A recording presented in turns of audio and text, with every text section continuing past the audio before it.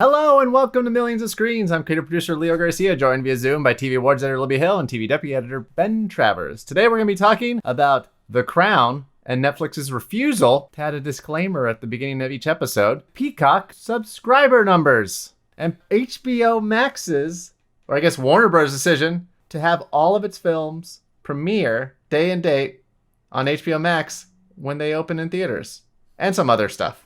Are movies bad? Our TV's good.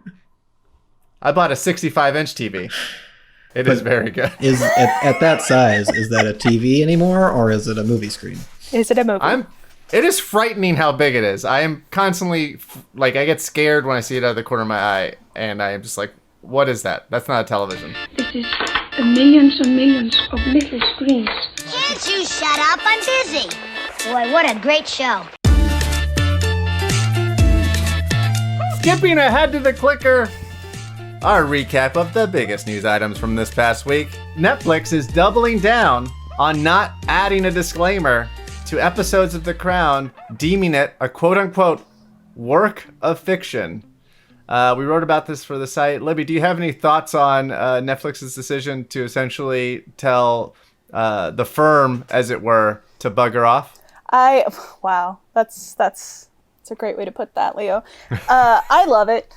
I think it's hilarious because The Crown is a fictional account of real things that happen. They have the right to take creative license. I do think it gets a little dicey when you're talking about people who are still alive and still trying to do their jobs. Youch. Yeah, no, I feel like I am weirdly empathetic to people who have suddenly been impassioned about Prince Charles and Camilla, despite all of this taking place 40 years ago. But also, it's a television show. It's fiction. If you start needing fiction warnings at the beginning of all of your fiction to assert that they aren't reality, feels like a problem. I personally think they should have a disclaimer before This Is Us, just because they are trying to have a coronavirus, post-coronavirus timeline, but no one is wearing masks. They're not socially distant. They should say, this is not the way you should act, because people are walking up to each other in masks and getting real close and taking their masks off so you can see their faces. And they should definitely not do that. That requires much, that means... That is a public health concern. Something The Crown did this season that I don't remember it doing that much in previous seasons was it would have, once the episode was over, but before the credits ran, it would have like a little informational card. So spoilers on season 4 of The Crown, and spoilers for like royal family history. In the family line or adjacent to the royals, they had some cousins, second cousins? Some second cousins who were mentally challenged, who were institutionalized. And in the series, it was suggested that was a choice made to secret them away in order to prevent any question about the weakness in the royal line. That timeline doesn't actually match up to when the women were institutionalized. There is some question of how much the royal family acknowledged them, how much they were aware of them, which is all concerns in their own right. But at the end of the episode, they had this little card with pictures of the real-life women and their birth and death dates, their names. Adding something like that at the end feels like it is grounding. It's crossing the line. It feels like it's grounding what the episode portrayed as truth, as fact. I discussed this with my wife, and she disagrees with me. She sees no problem with it.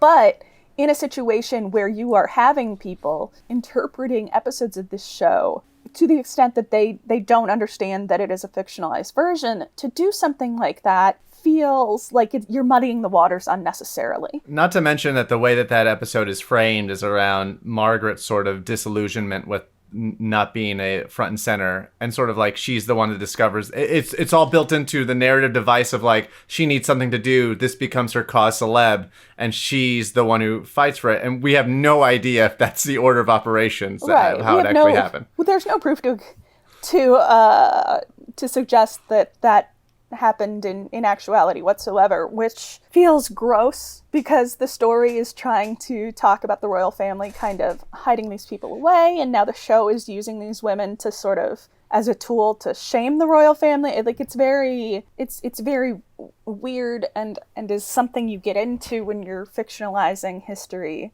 and I am assuming will get even more complicated as The Crown ends its run and gets closer and closer to reality.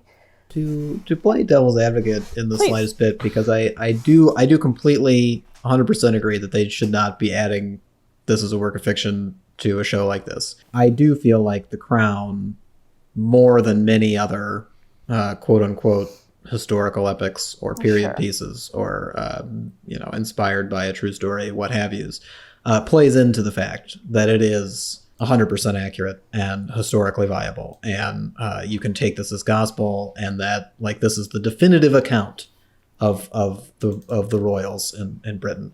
And as someone who is very unaware of what the reality is, to say the least, I am using this as the text of like any sort of reference point when people make that in real life. It's like, oh yeah, I remember that episode of The Crown when they talk about trips to Australia, or Abervon. You said it right. You said it right. That's Well, how I you said say it 3 different ways, so one of them probably is correct. But no, like and to me, when I watch the show, it does seem pretty clear, as somebody who watches a lot of television and tries to look at it beyond just the story on the screen. It does seem very clear that they're trying to find historical situations to explain how a character came to be, like to get into the emotional and personal backstories and divulge key information about a group of people who are, very closed off from the world. And that's a very effective storytelling technique. And that is also something that once you acknowledge it, you can say, okay, yeah, clearly this is fiction. Like clearly they could play around with this, and it gives you some room to maneuver. But if you don't want to watch it that way, and I do feel like most people who watch it will not watch it that way, all they'll see is this is a story that happened in time. This is one thing. Then they're going to jump forward 6 months. Then they're going to jump forward 2 years. Then they're going to jump forward 3 months. And it's like they're just excerpting things from history and using those because that's the best part. And that's the easier way to see it. So again, I don't support going this far. I think that adding that as an act of lunacy when you're dealing with something that's so obviously a scripted, fictionalized television program, and it puts us into dangerous territory for everything else that comes out. But you got to throw devil's advocate in there and see why some people might be upset with the way it's presented. See, all of that is unthinkable to me because The Crown is definitely on my list of, and this happens with like every docuseries I watch, so it's very kind of dissimilar territory, is like it's a Wikipedia watch. Like I absolutely have Wikipedia open and I'm cross-checking things. I'm like, oh, that's a tweak. Oh, that's interesting. Oh, they just skipped Princess Anne's kidnapping attempt because it didn't fit in with their larger storyline, which is madness to me because Princess Anne was amazing and she just like refused to be kidnapped, and like how do you not put that in the show? But yeah, it's Is Wikipedia Watch already a term? Because if not, you just coined it. In other clicker news, it's been reported that Peacock, the streaming service that NBC Universal launched back in when, Ben? I mean, it did a dual launch because it was exclusively available to Comcast subscribers for a while, I think in April, but then it became accessible to everyone in July. Essentially, they are stating that they are currently up to 26 million subscribers.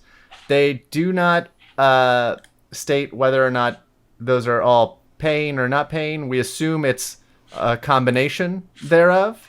As we've mentioned on the podcast previous, there is a free version of Peacock, which makes for an interesting port. Well, I just call it free Peacock.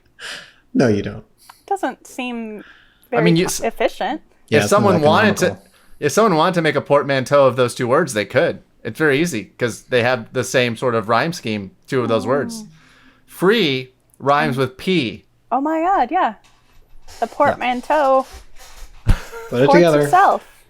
Yeah, it supports itself. So there are some subscribers that may be free cocking it, and then some. I would bet a majority of them are free cock. That's so much worse than just saying peacock. And peacock is already a very problematic word, if we're being honest. But one of the reasons we want to talk about this, Ben, is because they apparently are ahead of their supposed goal. You said they're trying to get to 35 million subscribers by 2024. So they're well on their way and probably ahead of whatever metrics that they're trying to get there. But the big thing we want to talk about is that they're going to get boons soon as some of these licensing agreements start to expire. The big one being that The Office is going to leave Netflix in January and exclusively be on Peacock. That's almost exactly Right? correct.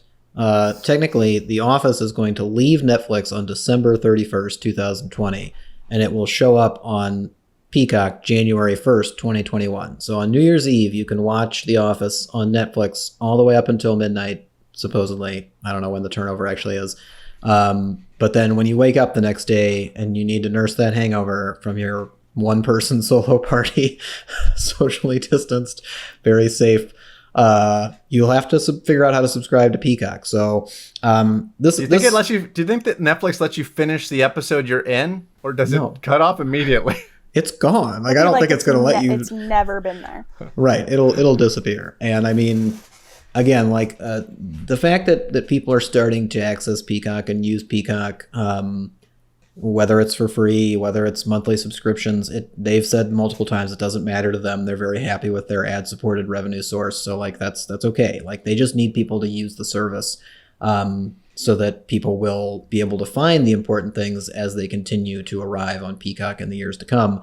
And again, like it's this subscriber total is more of an excuse to remind everyone that the end of 2020 is a big turnover date for a lot of legacy TV that exists on streaming platforms. The deals they make expire. They will move to new streaming services, and you need to be prepared. Again, as an advocate for physical media, I suggest that if you do actually care this much and need these things in your lives, you should have bought DVDs or Blu-rays of them a long time ago. You should not be relying on a streaming service to find your favorite show, whether it's The Office or The West Wing or any of these other ones that are leaving. But again, like if you are a diehard Heart of Dixie fan, be aware that on December 15th, it is not going to be on Netflix anymore. And if you are a Nurse Jackie ride or die, on December 30th, it's gone. Gossip Girl, gone.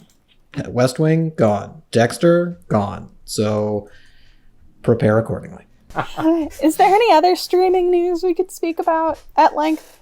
Now that you mention it, Libby, there was a bit of news that hit the wire last week after we recorded, and it sort of made a large contingent of the film world apoplectic about the future of cinema. That seems fair.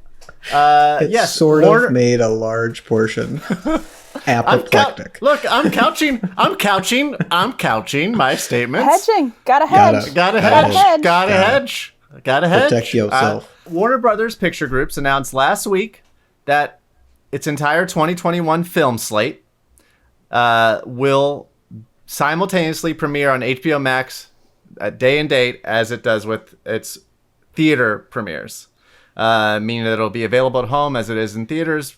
And everyone lost their minds, I think. Not everyone. You're right. Steven Soderbergh was fine. He gets it.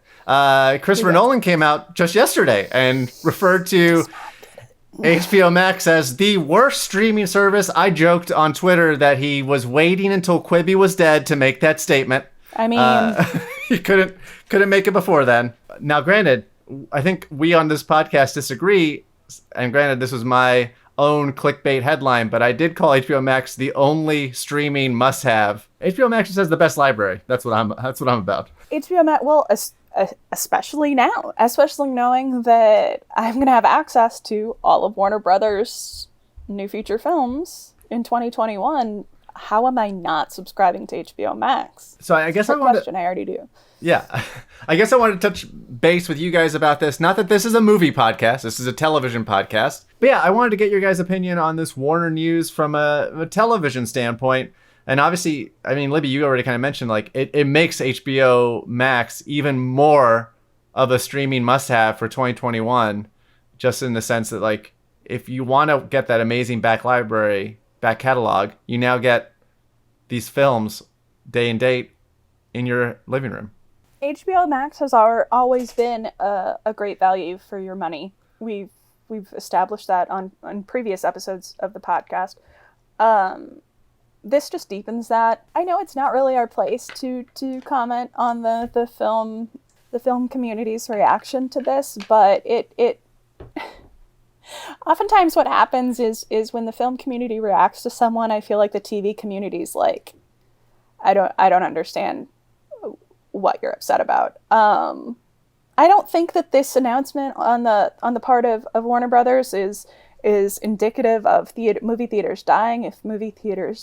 If some movie theaters die out, there is a reason for that, and it's not Warner Brothers' fault.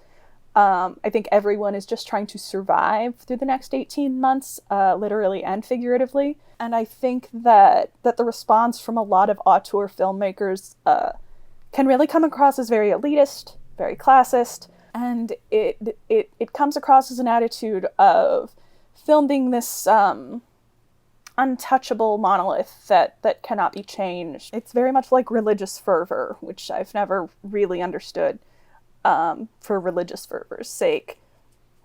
So I don't know. I just see it as I don't know. It's all entertainment. And it's streaming sometimes, and sometimes it's in a theater, and sometimes it's on your phone, and sometimes it's on your TV. Like, I don't know. It's telling that the directors that have that view are the directors that I tend to enjoy all of their work, because in an interview with Eric Cohn about his upcoming series, Barry Jenkins said that, like, it's all essentially the same. It's the same tools. It's visual storytelling. There is no real difference between film and television. And yet, obviously, Soderbergh is like, it doesn't matter to me. I was on a Zoom call, and it has to be off the record because I can't say who it is, but a filmmaker was essentially like, I do not care if AMC and all these big chains die. Independent theaters will stick around. We'll make sure that they're there, and there'll be a way for people to see cinema if we need it that way. But, like, things will move on. It's going to change, but that doesn't mean it's going to be bad. Well, and I feel like one of the difficult things for me to reconcile is kind of the disparity of opinions about what this means and how it's happened. On the one hand, you've got people like Christopher Nolan calling HBO Max the worst streaming service, which, again, like, I understand he's just kind of in the heat of the moment and is really trying to come out and say something. I want Christopher Nolan to test out Pluto TV, and he needs to tell me if he thinks Pluto TV is better than HBO Max.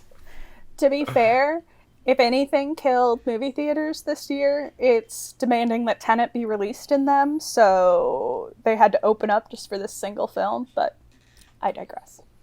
Again, and there's a lot of good reporting on that, and kind of the cost that it had on the industry side and how it affected theaters and everything like that. But again, like, I think Nolan is trying to speak more to the fact that the launch of the service went very poorly, or at least is perceived to have gone very poorly, more so than the service itself is bad. But at the same time, the way that he talks about it and the emphasis that he has on it is really more about kind of the disconnect that people who love movies and people who love television have with each other. And in reality, most of those people are the same people. There's a lot of crossover, and that's why HBO Max is trying to cater to the consumer and give people who love movies the opportunity to watch them without risking their lives in a year when the coronavirus is still going to be at least a threat.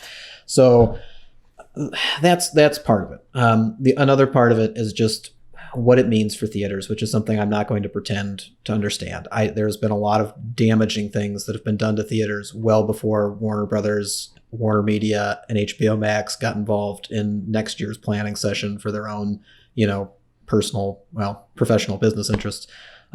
So again, like that feels like it's kind of own separate conversation. But I see people talk about this in terms of the service, and they really don't know how to talk about it. And when I say people, I do mean usually people who cover film more than they cover television. And I think this is where we really have to try to come together, at least in terms of reporting. Because if you have an expertise in streaming, then I think you have a much better grasp of what this means going forward for the service and for the company than if you are predominantly covering things from a box office theatrical standpoint. This is a huge help for HBO Max. This is something that HBO Max obviously needs to try to court a group of consumers and to compete head on with Netflix, who is, literally at this moment saying that they're releasing a new movie every week of December until the end of the year as a way to be like, you have to stay subscribing to Netflix. We've got all the good stuff right now.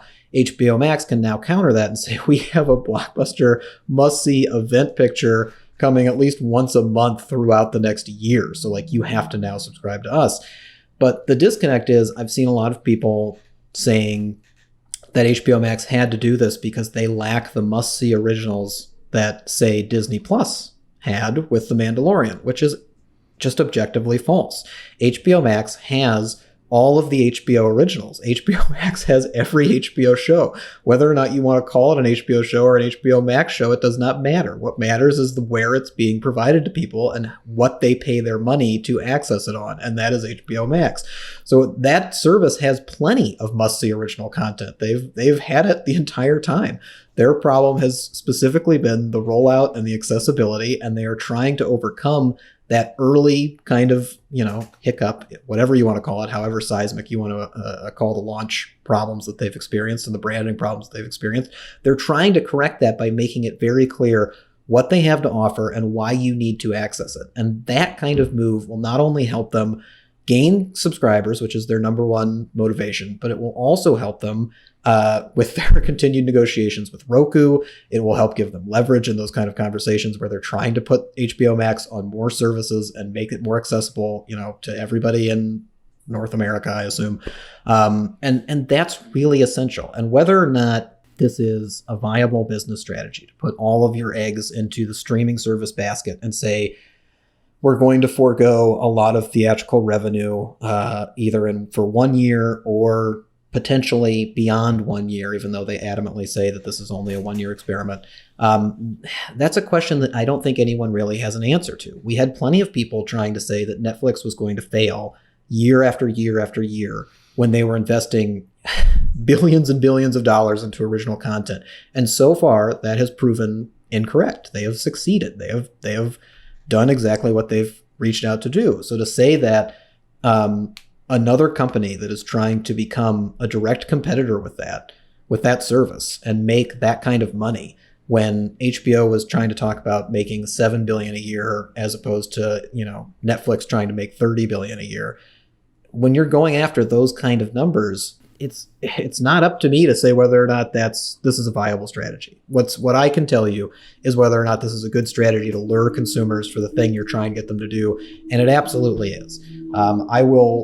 I greatly miss theaters. I love going to the theaters. I never want them to go away. I do think they're going to be fine in general, and people will have access to them, and there will be good movies in them, and once it's safe to go, we'll all be able to return, and that'll be okay. But I don't have the same attachment in the sense of like, the only way to see this movie is by going to the theater. The most important thing is you seeing the art. The most important thing is you having access to the art. And the most important thing for any filmmaker, first and foremost, should be that people want to watch your work. It shouldn't be they can only watch it here, that there's only an exclusivity to this area. They should just be excited that anyone wants to engage with what you've created, because that's the artistic credo. Like that should be your number one priority at all times. So that's a long rambling take over a lot of issues I've seen crop up with the coverage as well as the reaction to this HBO Max news. I just feel like it's going to blend our two once divided bodies much closer together than they ever have been, even though people have been saying that the line between TV and film was obliterated long ago. I mean, I get it. I get that reluctance to change. I remember when TV was making the transition to streaming. I mean, there are still critics who are mad that they don't get discs in the mail so they can put them in their DVD player and watch them on their TV like God intended. But you know what? We have to adapt because the technology is adapting. The delivery systems are adapting, and it's not great. It's not always fun. It's not always comfortable, but it's not going to stop. I think that anonymous filmmaker Leo had a great point. Like, things have changed. Like even breaking out of the studio system all of those years ago, like that was a huge change. I am sure there are people then who said that it was the end of theater, of film. It's not the end. It's just a new beginning of something else. And yeah, you can look back and you can cling to the way that things were, but that's gotten us into a lot of trouble before, and I'm not sure that's definitely the way we want to move forward. People are, asking, how is this the end of film? Is this the end of the theatrical experience? It seems like, again, like such a short-sighted and such an insane argument to make that statement when it's very clear that movies are more in demand than ever. Like, for a while, people saw the streamers themselves as the threat to movie making, because they were like, people just want serialized content. They just want something that they can stay in for hours and hours and hours, and movies are too short to deliver that. That has proven false as well. That's why Netflix invested as much as they did in original movies. That's why people continue to invest in libraries of movies, because people want access to those. They want to be able to watch a 2-hour thing instead of a 10-hour thing, on different nights of the week. So when movies are as in demand as they are right now, for people to be saying that anything is ending in relation to how people want to see them just seems insane to me. And again, like the specifics of the business side of it, the specifics of, is it viable to make a $250 million movie to release on a streaming service? I don't know the answer to that. And again, it's very hard for me to even imagine those numbers in my head. But what I do know is that people want those movies, and they're going to keep making them because people demand them. So the supply and demand simplicity of it seems to be something that people overlook as well. And I don't know. Anyway. I tossed this accusation out earlier, and I don't want to do that without stating my case. And I do want to talk about it a little bit, but there is this idea that not being able to see a movie in a theater somehow takes away from the experience. But if they were really worried about that, then they would have reined in the amount of inflation that happens in movie theaters. 10 years ago, I worked as a manager in a movie theater, and I would see these families come out because they wanted to see Minions, or they wanted to see the new Transformers film, and they were spending well over $100 just to get their entire family into the movie. That doesn't count, that doesn't even take into consideration like the amount that they were spending at the concession stand for, paying directly into the theater chain's pocket. Like, you're talking about preserving something that was increasingly only affordable for people in a certain socioeconomic class. And that's not okay. Streaming is much more accessible. If I spend $15 on HBO Max, that's still less than I would pay for one adult movie ticket in Los Angeles. And I get all of their programming. Like, there is just something that is lost. And it feels like people don't always perceive that. They don't always understand why that is so much more appealing than, trying to stuff all your kids in the car and go to the theater. Well, I think that's why it's important right now, again, and why I get hung up on a lot of the coverage that comes out and a lot of the discussion that comes out, because it turns into this conversation of elitism and film versus TV and where are the lines and all that. And I don't think that matters as much as, again, like trying to figure out the best ways to make the best art accessible to the most people. And as somebody who grew up 45 minutes away from the closest theater, and we drive hour and a half round trip to see them and spend the money that it cost not only on gas, but at times when it was 6 feet of snow outside and we're questioning whether or not we'll even be able to make it to the theater and still trying to go. Obviously, there is a love and a passion for that experience. Like you said, there are still opportunities, and there are films that you want to do that. I've gone back to see E.T. in the theater. I've seen Lawrence of Arabia multiple times in the theater. I've seen The Third Man on a like one of those explodable prints. It was incredible, and it was a once in a lifetime experience. Those aren't going to go away. People aren't going to stop wanting to see films in theaters. There will be opportunities. It's just these things were already happening before we were in this place. Independent film was having trouble getting distribution. The $30 million like sort of relationship picture has all but disappeared. Like rom-coms are non-existent and have been shuffled off to Hallmark. These changes are happening. And I think streaming solves a lot more problems than it creates. Not to belabor the point, but I think it goes back to the main thing that like change is not inherently bad. In fact, it's probably good. And like any of these changes are probably going to improve not only the experience of those viewers that go into theaters or watch at home, but also whatever business decisions the actual studios or distributors make. Like I think it's change is tough. And people are so used to a certain thing. But if you're going to charge a family of 5 $100 plus concessions to go see a movie, you have to figure out a reason why it's worth $100. And that's going to make their experience better, but it's also going to make sure that you still survive. And I fucking hate change. So I get it. Yeah. Like I do. Like at a like core in my bones level, I don't want to change anything ever. I don't like changing my clothes. I don't like leaving my apartment anymore. Like I don't like it. I like being comfortable and I like things being consistent, but that's not how you thrive. That's not how you live. So pre-pandemic, it was all moving this way. Aside from the massive blockbusters that were sort of propping up box office was dwindling, and you had streaming we all knew streaming was coming. Like this year was like the year that everything fucking launched. And like it was a tidal wave because everyone was moving this direction regardless of pandemic. All these things were going to launch this year pre-pandemic. I have a question. Can anything beat Dune at the Emmys? I think, and again, like I'll be getting into this shortly next week. I'll be getting into this next week for quite a few words, lengthy post. But I think that's kind of the only arena in which this conversation really matters anymore. I already did the piece about how there aren't any TV movies anymore. There's just movies.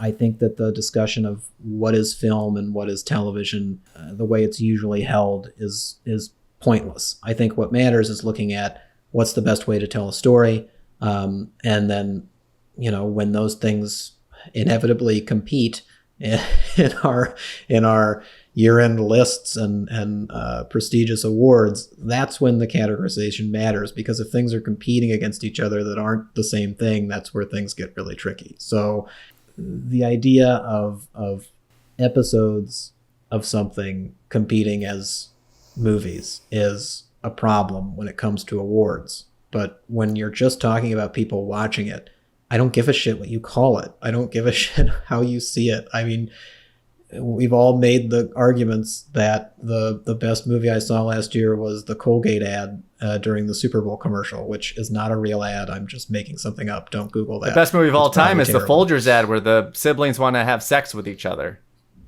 There you go. Like those are fine. Like whatever fun way your mind wants to kind of Libby's break not it on down board. is okay.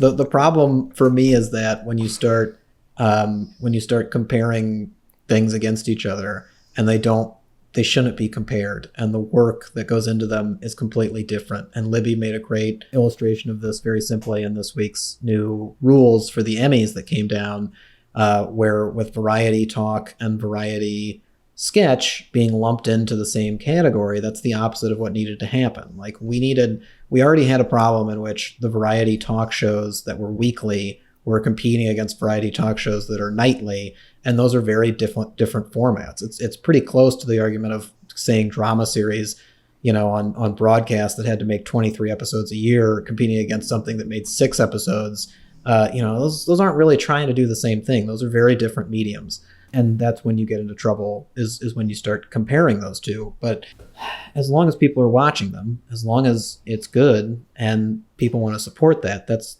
the real thing that matters. It's just when the awards get into it and they're starting to try to honor things and then they have to exclude things because of very arbitrary and misguided rules that we get into trouble.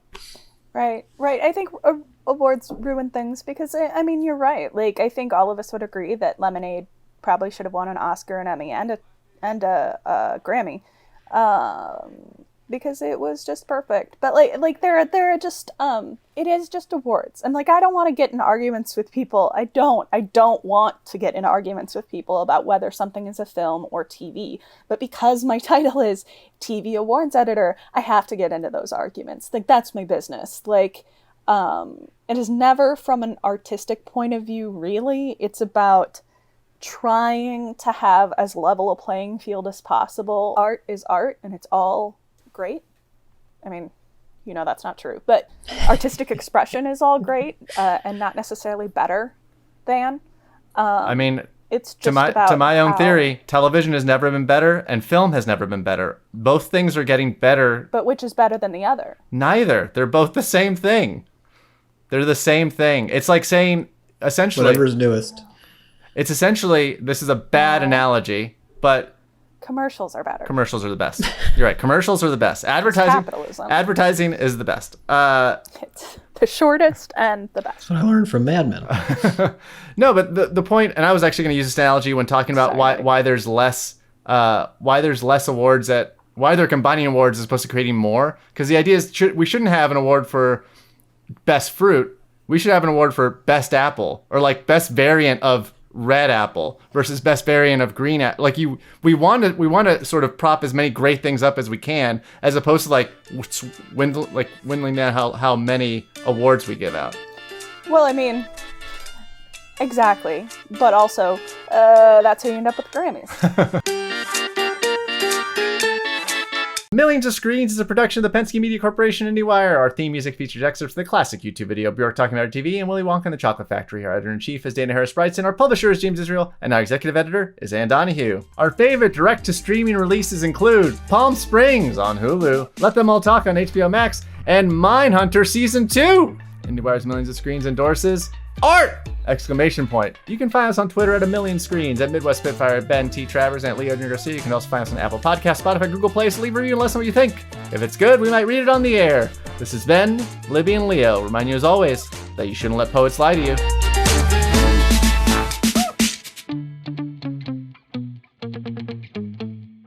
You shouldn't let poets lie to you. Ain't nothing wrong with a couple of cold brews and a cool podcast.